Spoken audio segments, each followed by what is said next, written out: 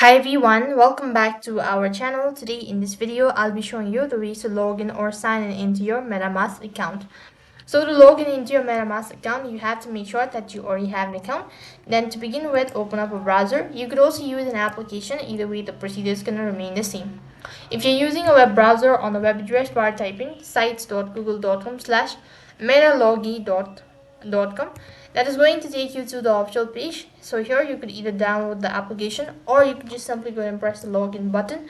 It is going to take you to the page where you need to go ahead and enter in the credential.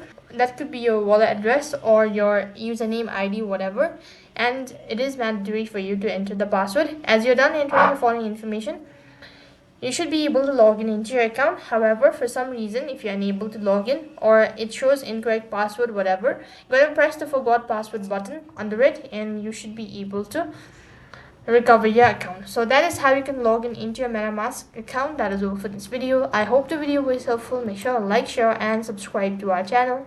Thank you for watching. See you in the next video.